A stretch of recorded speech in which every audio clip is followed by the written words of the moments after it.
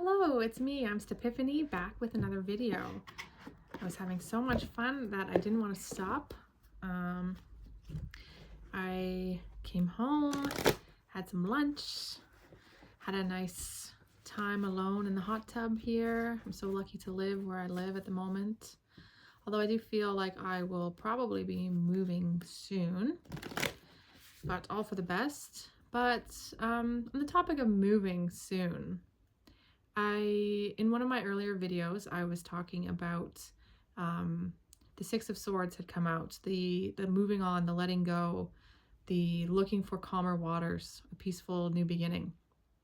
And I had said that if this is what you've done the hardest part. But I know that there's a lot of us, and probably myself included in a lot of ways, where we haven't quite found that courage, or we haven't quite found the direction even that we know we need to move, but we haven't been able to figure out how and where and when. So I wanted to channel a little bit more into that and see if I can get any guidance. This is for someone who has a feeling, their own intuition has already told them, or you, that something about your current life is just not fitting. It's not working anymore. For some people, this could be a job, a family situation, a relationship, a home, a living situation. But follow your intuition and to determine what that is. This should be something that confirms to you what you have already been feeling, whether or not you have admitted it fully to yourself, but there's been something nagging on you that something is not quite right where I am. And this is a tough feeling, and it comes and goes because our egoic mind doesn't like change. It doesn't like letting go. It doesn't like losing control. It doesn't like the feeling of my world's upside down and I don't know where I'm going to land. We also don't like to admit that we were wrong, and changing course in life can often feel to ourselves as though we are saying we were wrong. We chose the wrong partner. We chose the wrong job. We chose, the wrong home, the wrong, whatever it may be. And this feeling is valid. So I'm not in any way going to discredit that feeling. Sometimes we do make the wrong choice. Sometimes we know it's going to be the wrong choice, but we make it anyway. But sometimes that's not the case. Sometimes the choice we made at the time was the choice that was best for us, was the only choice we could have made, or genuinely did seem right at the time. Maybe that person did fit us at the time. Maybe that job was right at that moment. Maybe we enjoyed it for a while. Maybe it was good while it lasted. But as a soul, as a limitless soul, which we all are, we seek growth and we seek expansion. And like a snail or a hermit crab, something with an exoskeleton that as it grows, it literally pushes the walls. It's that claustrophobic feeling of, I can't stay in this box. This is literally too small for my soul, for my essence, for what I've grown into and become. And sure, you can stay like that for a long while, but not without consequences. And the consequences come in the form sometimes of your mental health, sometimes in the form of your happiness, your joy. Sometimes, you look in the mirror and you feel as though you've aged beyond what you should, or you don't recognize yourself anymore. And sometimes this manifests in physical ways as well. Of course, if you're having any physical issues, speak to your doctor. I'm not giving any advice on that, but just imagine if you were a small creature, a growing creature in a small shell.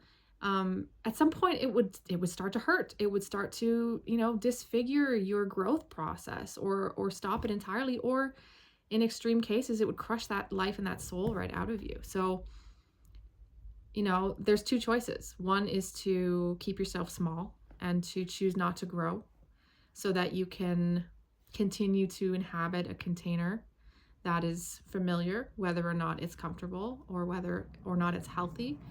And And a lot of people make that choice knowingly or unknowingly, right? Because we convince ourselves that there's no other choice, there's no other option. Well, I need this job to live, so what can I do? Or I've been with this person for this many years, or my family has met them, or whatever it is, right? We squish ourselves tightly into that box. I just got the picture too of Cinderella's stepsisters trying to stuff their feet into the shoes. And in the original Grimm Brothers tale, it's a lot more morbid than Disney would have you believe. And, to the point where the girls were chopping off their own toes just so they could try to stuff their foot into a shoe that was never meant to fit their foot in the first place.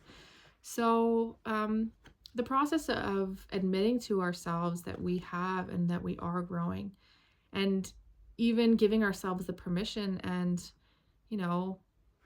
allowing ourselves to say, what, it's okay that I'm growing. It's okay that I've outgrown this thing or this place or this person or where the stage of my life, right? We're meant to grow. We're meant to evolve and change and explore.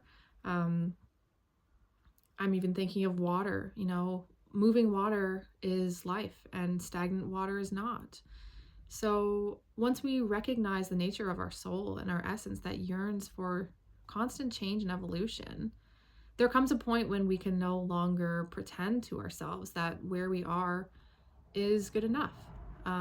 No, it's not easy. No, it's not pleasant. And it's not without, pains and consequences of its own. Moving is a big hassle. Changing jobs causes instability. Ending relationships can hurt feelings, whether that's family relationships or romantic or friendships or otherwise. So these are reasons that we feed ourselves to justify the discomfort of staying where we are or where we have been or where we have always imagined or pictured ourselves being. So that's sort of the premise, that stuckness, but not ignorantly stuck. This message is for people who on some level know that they're stuck, know that they've hit a dead end at least, or in a maze and you're running around and the path looks good, but at some point you hit a wall and you can stand there until the end of time. You can wish that, someone would come and lift you out, or you can yell and scream and hope a door magically appears. But in many cases, the only thing to do is turn around. And it's not a sign of failure. It's a sign of acknowledgement, of growth. You went down the path, you saw where it went, and once you realized you didn't like it, you were brave enough to turn around and look for another path.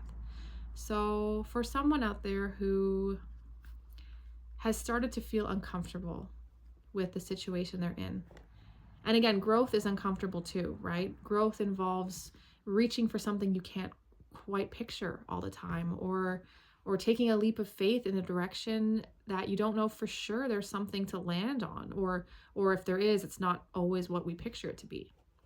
So that can be uncomfortable too. Pushing ourselves out of our comfort zone can be uncomfortable. That's why it's called a comfort zone, right? And as soon as you're outside of it, of course, you're uncomfortable. But that doesn't mean necessarily that the change is bad or wrong. But the problem is not being able to distinguish between the two types of discomfort. The discomfort of change because it's pushing you to grow, because it's, you're testing your wings. You're not sure if they can hold you. That's scary. But the pain of your wings being crushed, and crumpled and disfigured is a vastly different pain to, the exercise required to build up strength and a new muscle to learn how to fly. So I've split my deck here. What I'm using right now is the herbal astrology. Beautiful images. I'm not by any means wealthy in knowledge on herbology or astrology, but both are interesting, and the artwork always speaks to me. But here, what I have is It's the Transfiguration card, Jurgen Sacha, hope I'm saying that right, and shapeshifting. Mitreg, I don't even want to say it, I'm sorry. But this to me looks like the Tower card, right? There's a cobra almost wrapped around this tower. Looks like a cobra, but I imagine it's the plant. And it's giving me boa constrictor, right? That squeezing, that suffocating feeling. And of course, the Tower card in tarot talks about change. Sometimes for the better, sometimes unexpectedly, and sometimes it can feel destructive. This tower looks like it's on fire. But at the same time, the vine or the plant or the tendril here is suffocating it. And what's the good of staying in a burning tower that's being squeezed when leaving is another option? This is transfiguration. The number is 22, and 22 refers to being on the right path. And that's a reassuring thing, especially when it feels like the tower's burning around you, to know that it's going to be okay. This is a painful moment, and it's a big moment of change, but you are on the right path for this. And shape-shifting over here, you can see if it focuses, is number 34, if that number is significant to anyone. And there's a picture of a dragonfly. And dragonflies are similar to butterflies in the sense that they go through like a massive metamorphosis where they're born as larvae, eggs and larvae in the water. And at some point they have to crawl out of the water and go through a transfiguration process as well. This one's transfiguration again, and grow wings and change form and take flight. So it's just so fitting to see these cards, because it's really confirming that message that sometimes the only way to grow your wings and spread your wings is by letting the old be taken away, whether to walk away from it, whether to dismantle it on your own. And in some cases, you'll eventually realize that you might not have so much of a choice in the matter. If it's something that you truly have outgrown, that your soul is, aching for expansion out of, at some point, your higher self or the universe or a friend or a family member or, the other person in the relationship, someone is going to knock that tower down, regardless of how much you wanted to cling to it. And what's harder, is it owning up to your own desire for change and letting go of something, no matter how hard it may be? Or is it, waiting, digging your heels in and saying, no, I'm not leaving, and waiting to feel the trauma and the pain of it being ripped out of your hands either way? Now, of course, this isn't for everyone. This message is going to resonate with some and it won't with others. And don't take it as, it's not a personal reading. This is a general, just me saying my thoughts and reflecting on my own life and choices. But, change is inevitable. And if you choose to see it as growth, change is never bad. Change allows you to discover your own self in a new way, to shapeshift from one form to another, from a child to a teenager to an adult, from a single person to in a relationship to married to maybe having a family of your own. Change is all around us. The seasons change, the weather changes. And to believe that we don't change, what makes us so different from every other thing? Nothing lasts forever. I tell my son this all the time, something breaks and he cries for a minute, but I say, hey, nothing lasts forever, and it's really important to be able to acknowledge that. And as difficult as it can be to embrace the discomfort of the unknown,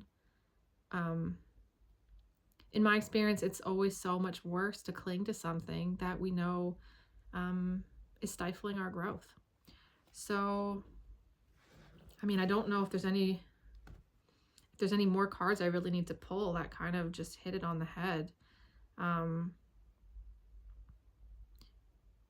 I hope that whatever you're going through right now, whatever changes that you feel called to make in your life. Called already, right? This is meant to confirm something that you already feel in your heart and have, been seeing signs about, or have been humming and hawing over for a while. I'm not saying to go and just end it with everyone and quit everything and flee, although I know I did that for a lot of reasons, and that's a whole other thing. But it's hard.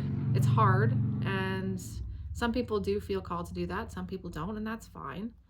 It's about following the path that's right for you, and being able to trust the path that you feel called to, and to approach change with curiosity if you can. I mean, imagine the larva in the river, never realizing that it could have turned into a dragonfly if it had just crawled out of the water, right?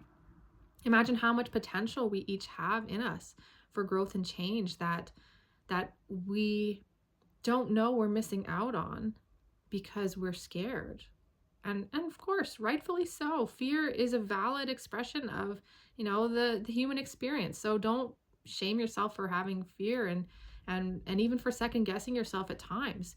But you won't be able to second guess yourself forever. There will come a time when you know what you have to do.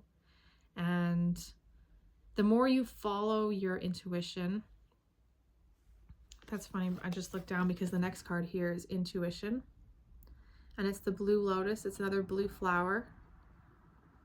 And the cup that's overflowing with water. So I've recorded a few videos today, and the symbolism, even the day and night of the sun and moon, every single thing I've talked about today, the birds flying, and every single thing is encapsulated right here. And that's a confirmation I'll take for me that I'm following my intuition by sharing these messages. But then the next card here we have is death, the angel's trumpet, and then purity. Every death, every ending is a new beginning, right? You go into the black hole and, you're stringed out into spaghetti noodles, but you come out the other side here and you're born again, right? You're purified, and it's a fresh start.